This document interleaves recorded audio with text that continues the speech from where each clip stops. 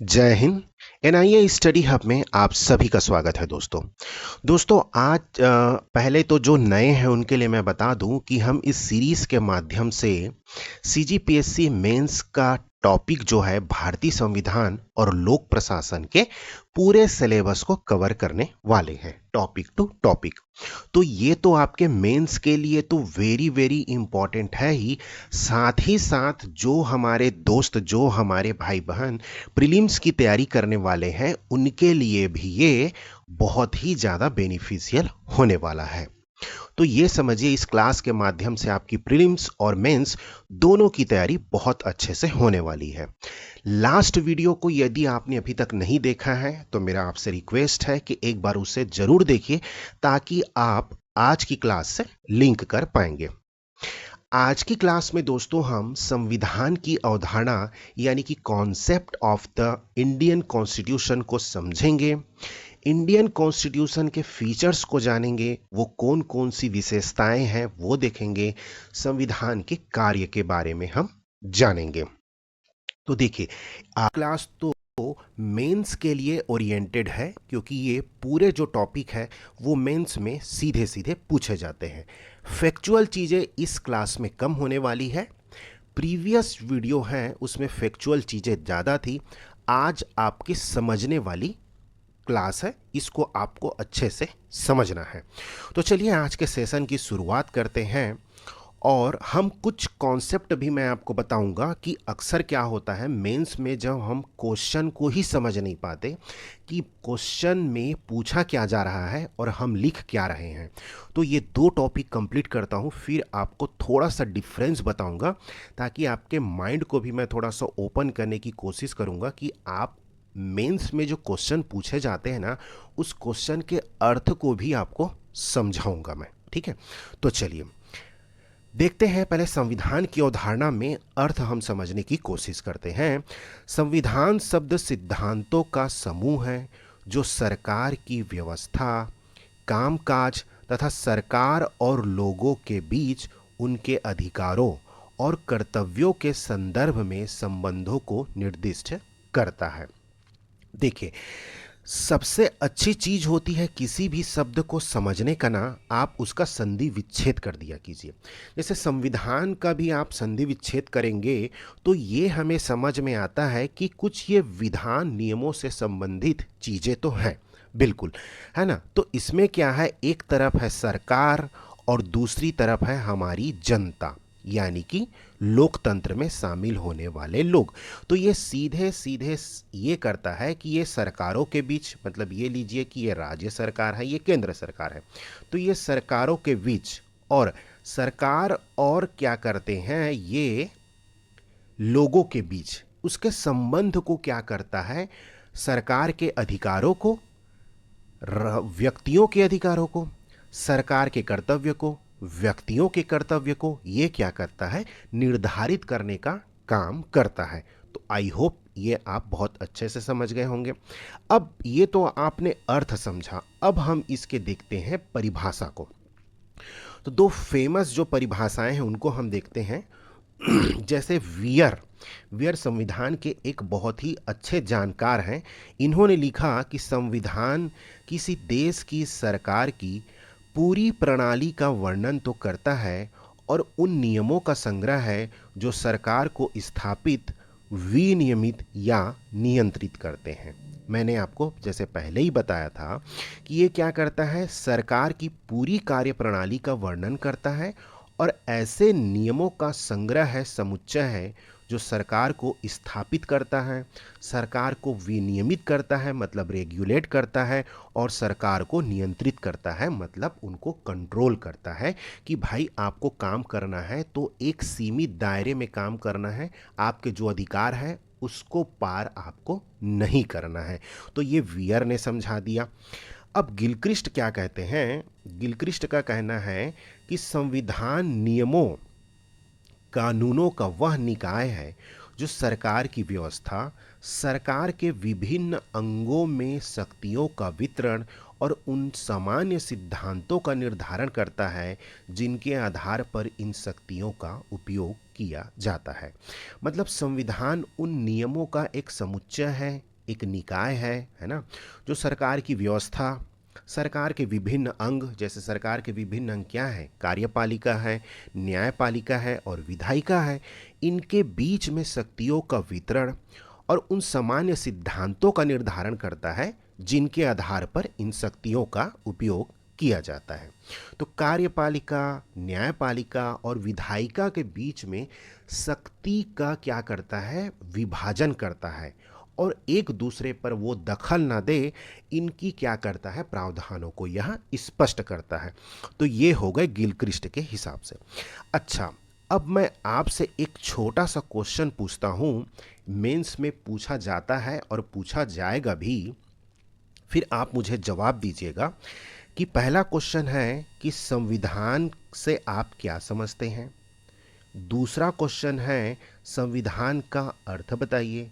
तीसरा क्वेश्चन है संविधान का क्या अभिप्राय है और चौथा क्वेश्चन है संविधान को परिभाषित कीजिए।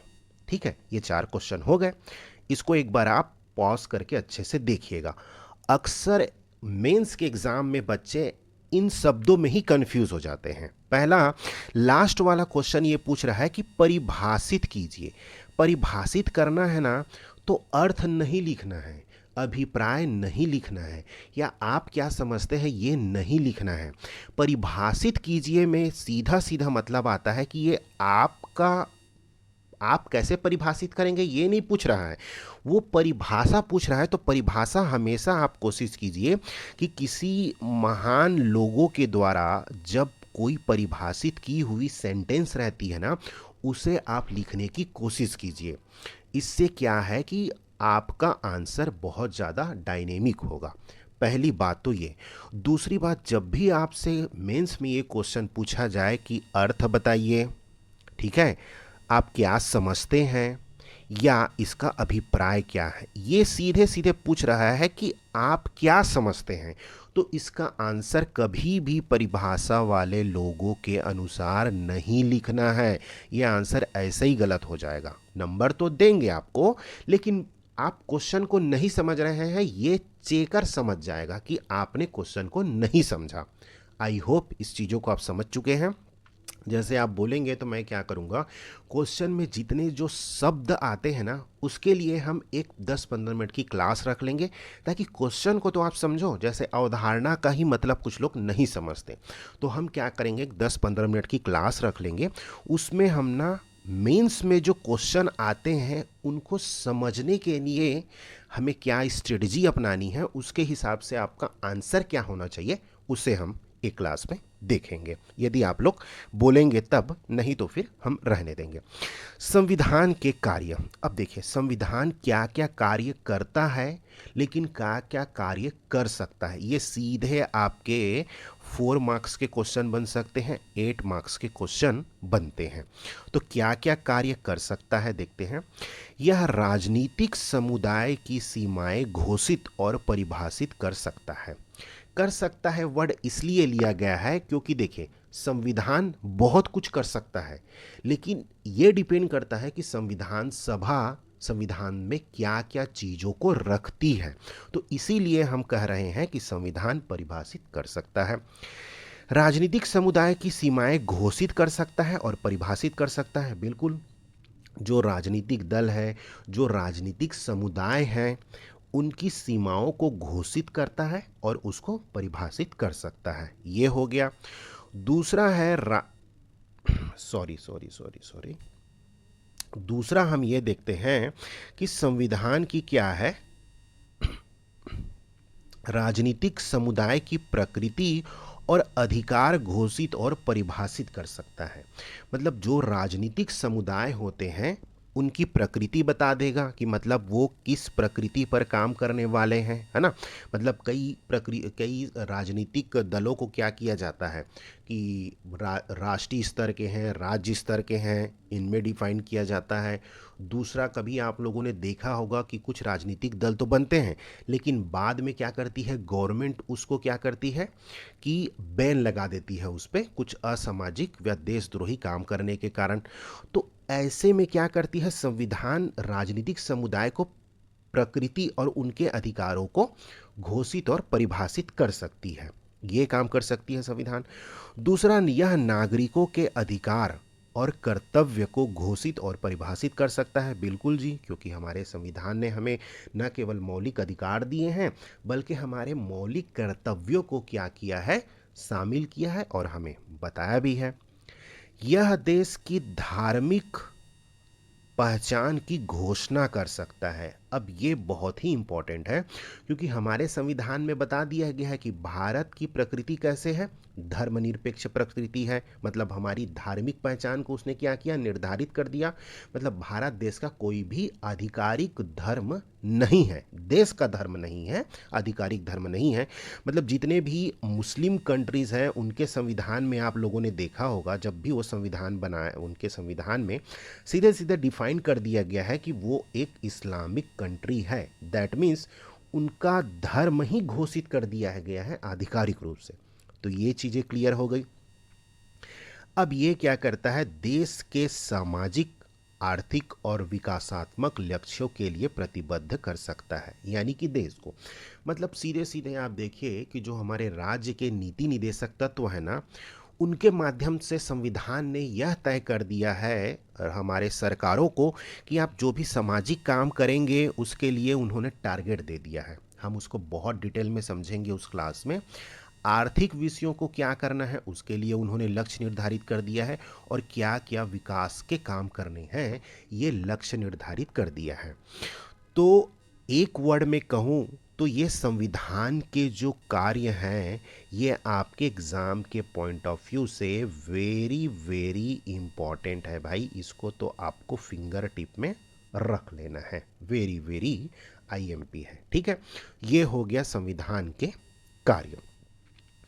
अब चलते हैं और आगे बढ़ते हैं कि भारतीय संविधान की विशेषताएं क्या क्या है। ये हम अभी पढ़ेंगे, एक ओवरव्यू लेंगे, उसके बाद फिर हम क्या करेंगे, बहुत डिटेल से इसको कवर करेंगे। तो पहला ही विशेषता है भारतीय संविधान विशाल एवं विस्तृत संविधान है, जैसे कि हम बचपन से ही सुनते आए हैं।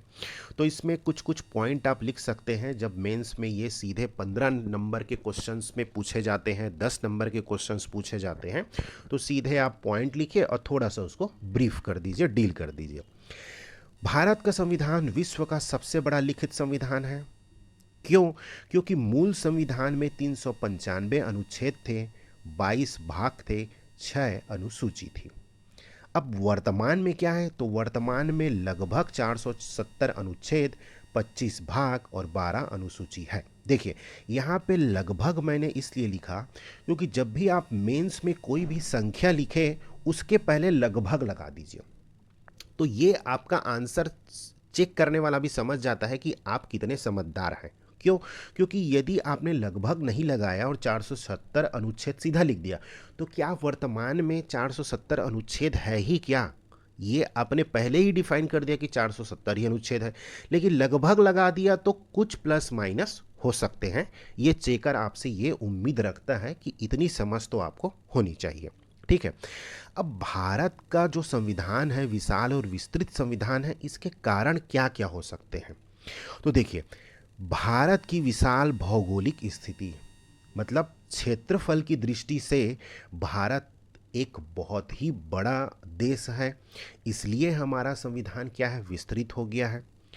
लिए गए अधिनियम, मतलब जो भी हमने अधिनियमों की विशेषताएं शामिल की है, जैसे उदाहरण मैंने लिख दिया 1935 का अधिनियम। आई होप ये उदाहरण 1935 आप समझ रहे होंगे क्योंकि प्रीवियस क्लास में हमने बहुत डिटेल से पढ़ा है। कहा जाता है कि भारतीय संविधान का 60% भाग तो दोस्तों इसी से ही लिया गया है, और 1935 का अधिनियम अपने आप में बहुत विशाल था, तो इस कारण विशाल हो गया।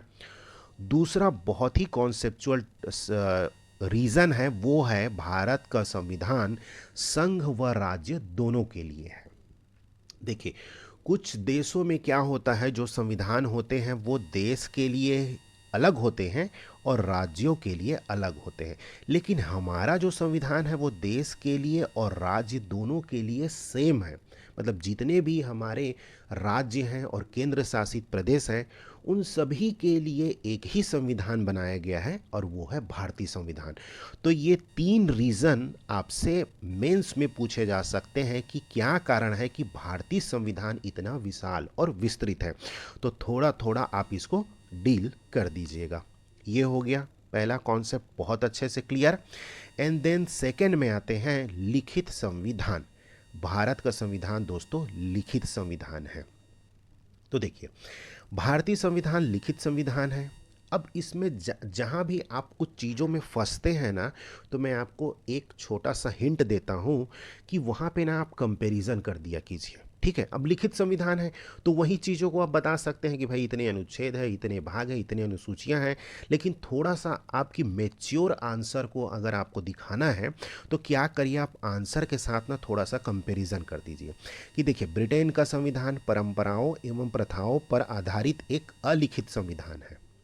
संयुक्त राज्य अमेरिका का संविधान विश्व का प्रथम लिखित संविधान है। ये आपने बता दिया। ये आपके अंडरस्टैंडिंग को बताता है कि आपकी संविधान के प्रति कितनी समझ है।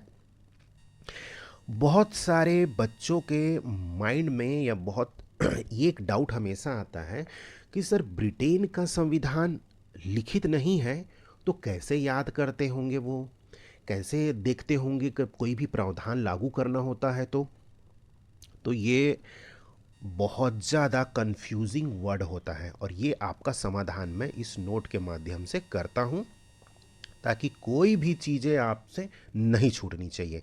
मेरा उद्देश्य यही है कि एक क्वालिटी कंटेंट फुल क्लास आपके लिए ले करके आना, और मैं चाहता हूँ कि हर डायमेंशन में आप उन चीज़ों को समझें। ब्रिटेन का संविधान लिखित नहीं है, इसको एक एक शब्दों को ध्यान से पढ़िएगा। लिखित नहीं है इसका मतलब यह नहीं है कि यह सिर्फ मौखिक है या इसे सिर्फ याद करके काम किया जा रहा है, बल्कि यह एक सिंगल दस्तावेज नहीं है। अलग अलग कानूनों के द्वारा अलग अलग चीज़ें निर्धारित की जाती है। समझ गए आप?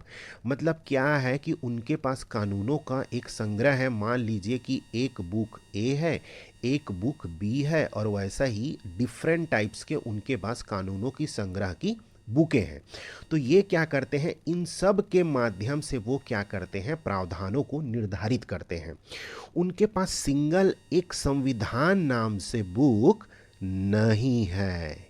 इस पॉइंट को आपको याद रखना है। जैसे हमारे यहाँ एक सिंगल संविधान नाम से ही हमने बुक लिखी है, इनके पास, ब्रिटेन के पास ऐसा नहीं है। इसलिए क्या करते हैं, ये अलग अलग कानून वाली बुक के माध्यम से क्या करते हैं, अपने प्रावधानों को निर्धारित करते हैं, अपने देश को क्या करते हैं, विनियमित और नियंत्रित करते हैं।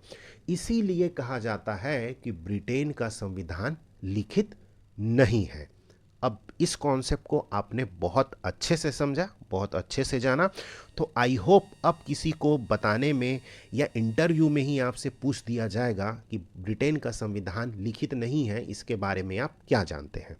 तो आई होप फिर ये आप जैसे ही बोलेंगे ना, इंटरव्यूअर एकदम दंड क्या बोलते हैं आपको, वो प्रणाम करेगा, आपको साष्टांग प्रणाम करेगा। ठीक है, अब चलते हैं तीसरी विशेषता है भारतीय संविधान की संसदीय शासन प्रणाली। यह क्या है? देखिए, संघात्मक संविधान के अंतर्गत 2 प्रकार की शासन प्रणाली स्थापित की जा सकती है। पहली है अध्यक्षात्मक शासन प्रणाली, दूसरी है संसदीय शासन प्रणाली। तो हमारे यहाँ तो क्या है, हमने संसदीय शासन प्रणाली को लिया है। तो इसके बारे में थोड़ा सा समझते हैं। हम इसकी एक अलग से टॉपिक ही बनाएंगे, अध्यक्षात्मक शासन प्रणाली और संसदीय शासन प्रणाली का, जिसमें हम हर डायमेंशन में इनको देखेंगे। देखिए, अध्यक्षात्मक शासन प्रणाली मतलब प्रेसिडेंशियल रूल जिसे बोलते हैं। इसमें क्या होता है कि राष्ट्रपति कार्यपालिका का वास्तविक प्रधान होता है। जैसे क्या होता है, यूएसए में है, ब्राज़ील में और श्रीलंका में। हमारे यहाँ प्रधानमंत्री होता है, मतलब मंत्रिपरिषद होती है, यहाँ पे क्या है, राष्ट्रपति होता है। निर्वाचन सीधे जनता के द्वारा किया जाता है, हमारे यहाँ नहीं होता। इनका नियत अवधि तक कार्य होता है। जैसे अमेरिका में क्या है, 4 साल के लिए वो चुने जाते हैं, मतलब उनका क्या कार्य है, कार्यकाल उनका निर्धारित है, मतलब वो 4 साल के लिए ही चुने जाते हैं। अभियोग के माध्यम से हटाया जाता है, लेकिन बहुत ही रेयर सिचुएशन में ऐसी स्थिति होती है। ठीक है, तो ये हमने देख लिया अध्यक्षात्मक शासन प्रणाली। अब हम देखते हैं कि हमारे यहाँ क्या है, संसदीय शासन प्रणाली है। तो भारत ने इंग्लैंड के समान संसदीय शासन प्रणाली स्थापित की है। क्यों स्थापित की है? क्योंकि भाई हम लोग क्या थे, ब्रिटेन के ही कार्य प्रणाली में कार्य कर रहे थे, उनके अंतर्गत ही हम तो क्या था, हम ब्रिटेन के उसमें ही शासन में हमने देखा था कि कैसे कैसे हमारी संवैधानिक विकास हुई थी। हमारे जो संविधान थे, हमने बहुत सारी चीज़ों को क्या किया है, ब्रिटेन से ही शामिल किया हुआ है। तो हमें पहले से ही आदत हो गई थी इस शासन प्रणाली में काम करने की।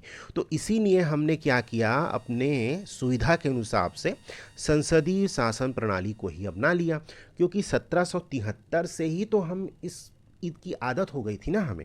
तो हमने क्या किया कि भाई अपने आसानी के लिए हमने इसको अपना लिया। इसमें क्या होता है, राष्ट्रपति कार्यपालिका का नाम मात्र का प्रधान होता है। वास्तविक कार्यपालिका मंत्री परिषद में निहित होती है। जैसे हमारे यहाँ सीधे सीधे संविधान में कह दिया गया है कि भाई राष्ट्रपति मंत्री परिषद के सलाह एवं सहायता से ही कार्य करेगा, मतलब एड एंड एडवाइस पे कार्य करेगा। तो ये संसदीय प्रणाली की कुछ विशेषताएं हैं। इसकी एक अलग ही क्लास होगी, इस टॉपिक पर हम अलग से ही एक क्लास लेंगे, तो उसको हम बहुत डिटेल से जानेंगे। अभी हम एक ओवरव्यू समझते हैं, ताकि इन टॉपिक का जब हम क्लास करें तो वो आपके माइंड में थोड़ी सी चीज़ें ऑब्जर्व कर लिया रहे आपका माइंड। मूल अधिकार, इसमें यह है कि संविधान का भाग 3 6 मूल अधिकारों की घोषणा करता है। यह राज्य की विधायी और कार्यपालिका शक्ति पर निबंधन के रूप में है। न्यायालय मूल अधिकारों को संरक्षण प्रदान करता है। ठीक है, ये मूल अधिकार बहुत डिटेल में हम पढ़ेंगे, बहुत डिटेल से पढ़ेंगे, इसकी तो 3 से 4 क्लास होंगी। राज्य के नीति निदेशक तत्व, मतलब डीपीएसपी, इसके बारे में हम बहुत डिटेल से पढ़ेंगे। अभी हम ये जानते हैं ओवरव्यू में, यह संविधान के भाग 4 अनुच्छेद 36 से 51 तक इसका वर्णन किया गया है। ठीक है, राज्य के नीति निर्धारण में मार्गदर्शक कुछ पवित्र कर्तव्यों का यह उल्लेख करता है। इसका उद्देश्य कल्याणकारी राज्य की स्थापना करना है। इसको भी हम बहुत डिटेल से पढ़ेंगे, आप निश्चिंत रहिए। इन सब की अलग एक एक चैप्टर्स हैं संविधान में। नागरिकों के मूल कर्तव्य, संविधान ने हमें कुछ अधिकार दिए हैं, तो हमें कुछ मूल कर्तव्य भी दिए हैं। तो इनको कब शामिल किया गया था, सरदार स्वर्ण सिंह समिति की सिफारिश पर इसको जोड़ा गया। 42वें संविधान संशोधन के माध्यम से क्या किया गया, 1976 द्वारा संविधान में भाग 4 क और अनुच्छेद 51 क को 10 मौलिक कर्तव्यों को शामिल किया गया। 11वें मूल कर्तव्य को 86वें संविधान संशोधन अधिनियम 2002 द्वारा जोड़ा गया। ठीक है, हमारा संविधान की एक बहुत पूर्ण विशेषता है, वो है स्वतंत्र न्यायपालिका, मतलब न्यायपालिका के ऊपर कोई नहीं है, यह कार्य करने के लिए स्वतंत्र है। तो भारतीय संविधान द्वारा एक स्वतंत्र न्यायपालिका की स्थापना की गई है, बिल्कुल सही। स्वतंत्र इसलिए है क्योंकि न्यायाधीशों की नियुक्ति, वेतन, भत्ता, पद से हटाए जाने के संबंध में स्पष्ट प्रावधान है। मतलब कहीं भी इनको क्या है, ऐसे ही नहीं हटाया जा सकता दोस्तों, स्पेशली इनके लिए प्रावधान किया गया है, जिससे उन पर सरकार द्वारा किसी प्रकार का दबाव ना डाला जा सके। दबाव नहीं होगा तभी तो स्वतंत्र होंगी, है ना। नेक्स्ट है, भारतीय संविधान नम्यता और अनम्यता का अनोखा मिश्रण है। मतलब यह तो बहुत बहुत ज़्यादा न तो रिजिड है, न ही बहुत ज़्यादा फ्लेक्सिबल है, यह दोनों का क्या है, एक मिश्रण है। तो संशोधन की दृष्टि से संविधान नम्य और अनम्य दो प्रकार का होता है। नम्य संविधान जिसमें संशोधन सरलता से किया जा सकता है, जैसे ब्रिटेन का संविधान। अनम्य संविधान जिसमें संशोधन की प्रक्रिया जटिल होती है, जिसमें अमेरिका का संविधान। भारतीय संविधान में कुछ उपबंध तो आसानी से, किंतु कुछ उपबंध कठिनाई से संशोधित किए जाते हैं, जिसके कारण इसे नम्यता और अनम्यता का अनोखा मिश्रण कहा जाता है। हम क्या करेंगे, जब संविधान संशोधन की क्लास करेंगे ना, उसमें हम बहुत डिटेल से देखेंगे कि किनको बहुत ईजिली संशोधन किया जाता है और किस टॉपिक को थोड़ा सा संशोधन करने में कठिनाई होती है। ठीक है। भारतीय संविधान एकल नागरिकता का प्रावधान करता है। ये है, जैसे क्या होता है, अमेरिका में डुअल सिटीजनशिप है, मतलब राज्य के लिए वहाँ नागरिकता अलग होती है और देश के लिए अलग नागरिकता होती है, और बहुत सारे देशों में है। हमारे यहाँ सिर्फ एकल नागरिकता का प्रावधान है, यानी कोई भी व्यक्ति सिर्फ भारत का नागरिक होता है, किसी राज्य का नहीं। राज्य के तो हम निवासी होते हैं, लेकिन हमारी नागरिकता सिंगल सिटीजनशिप होती है। ठीक है।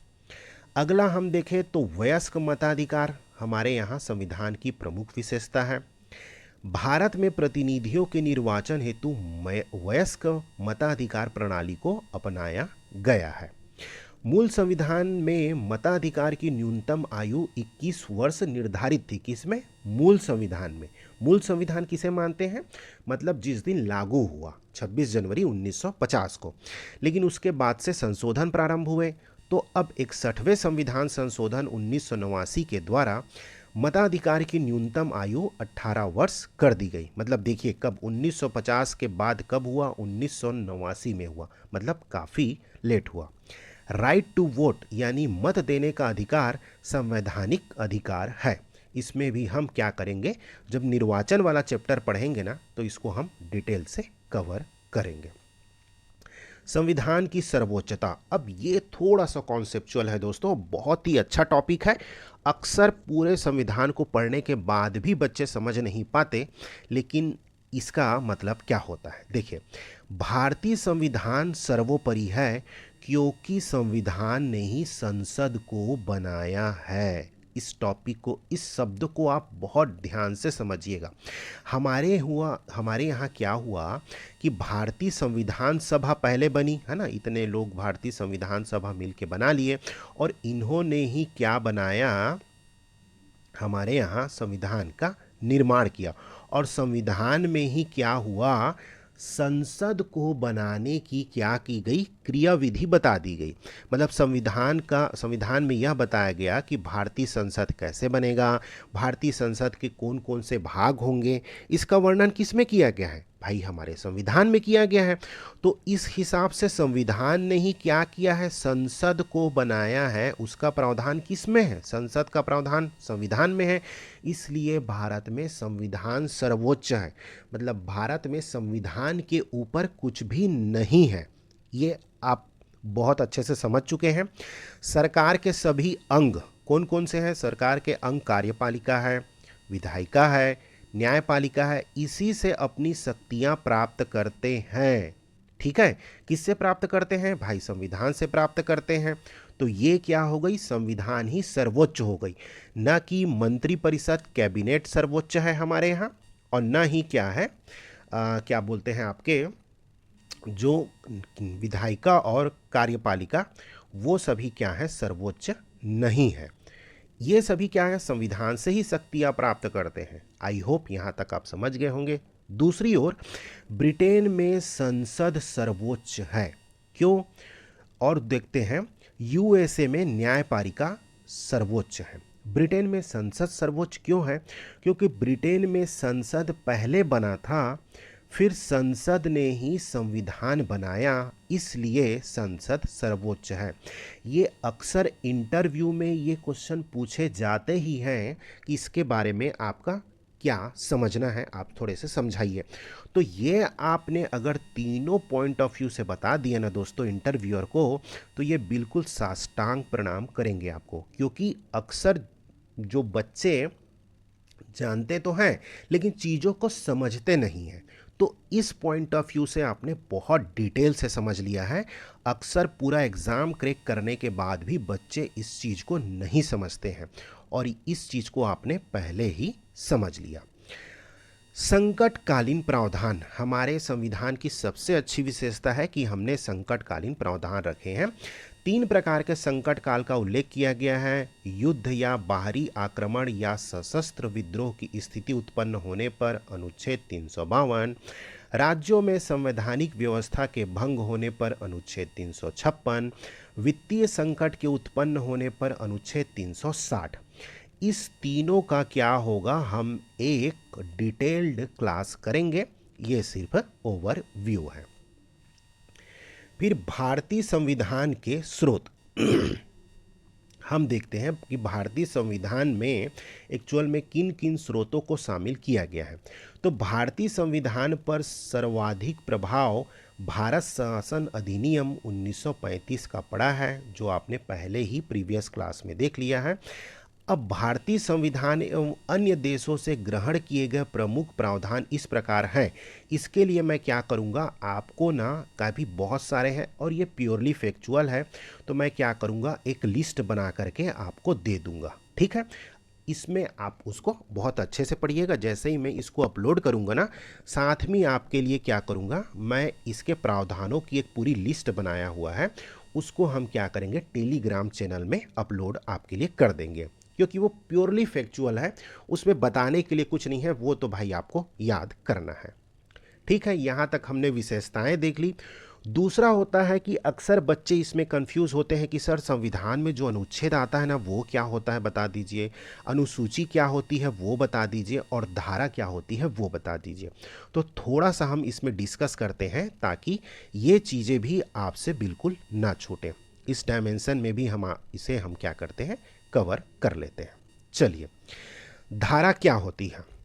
हमारे संविधान में ना अनुच्छेद वर्ड का उपयोग किया गया है, लेकिन कभी कभी क्या कहा जाता है अनुच्छेद को ही धारा कह दिया जाता है।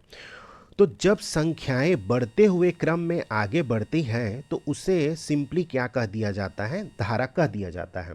ये आपने देखा होगा आईपीसी की धारा, ये अब आईपीसी भी चेंज हो गया है ना भाई, और क्या बोलते हैं इंडियन पेनल कोड की धारा ये, तो उसमें यूज़ किया जाता है धारा वर्ड का।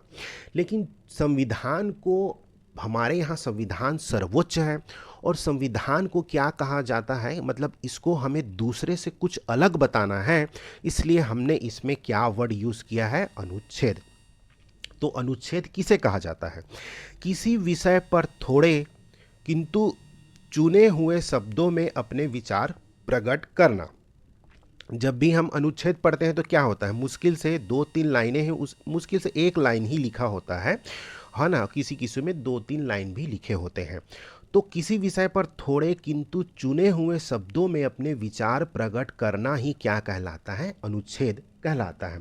अनुच्छेद 1 पढ़ेंगे तो मुश्किल से 1 लाइन में ही या 2 लाइन में लिख दिया गया है, तो क्या है बिल्कुल थोड़े शब्दों में बता दिया गया है। लेकिन इसका डिटेल हम क्या पढ़ते हैं, बहुत अच्छे से पढ़ते हैं, उसका डिस्क्रिप्शन जो है नीचे दिया रहता है, तो ये कहलाता है अनुच्छेद। कभी कभी अनुच्छेद को क्या कहा जाता है, धारा भी कह दिया जाता है। ये चीज़ें क्लियर हो गई, ठीक है।